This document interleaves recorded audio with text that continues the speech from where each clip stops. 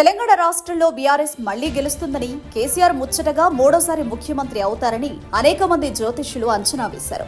అటు ఆంధ్రప్రదేశ్లో కూడా జగనే మళ్లీ సీఎం అవుతారని జోస్యం చెప్పారు. ముఖ్యంగా వేణుస్వామి, కాకినాడ శ్రీపీఠం పీఠాధిపతి స్వామి పరిపూర్ణానంద లాంటి వారు తాము ఆషామాషిగా చెప్పడం లేదని, గ్రహస్థితులను బట్టి చెబుతున్నామని మరీ వాదించారు.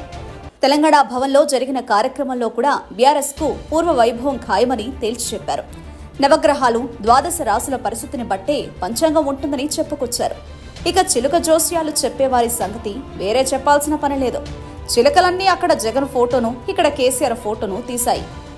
జ్యోతిష్యులు, పండితులు ఇంత గట్టిగా చెప్పడంతో చాలా మంది పెద్ద మొత్తంలో పందాలు కూడా కాశారు.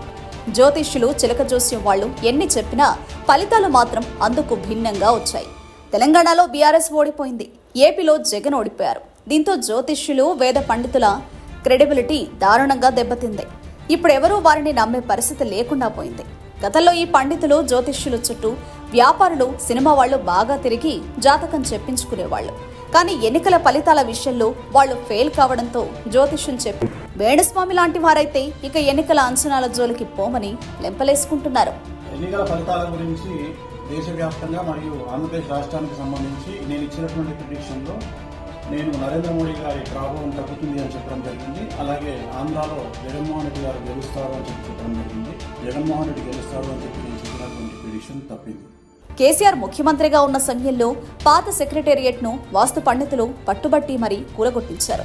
అందులో వాస్తు దోషాలు పుష్కలంగా ఉన్నాయని, అది పదవి గండానికి కారణమని జోరీగల్లా నూరిపోశారు. దీంతో కేసీఆర్ పాత సెక్రటేరియట్ ను కూల్చి కొత్తది కట్టారు. వాస్తవానికి పాత సెక్రటేరియట్ ఉన్నప్పుడే తెలంగాణ రాష్ట్రం సిద్ధించింది. కేసీఆర్ 2 సార్లు ముఖ్యమంత్రి అయ్యారు. వాస్తు కోసం కొత్త సెక్రటేరియట్ కట్టాక కేసీఆర్ ఓడిపోయారు. దీంతో వాస్తు పండితుల అంచనా తప్పింది. ఇది కూడా వాస్తు పండితుల గిరాకీని బాగా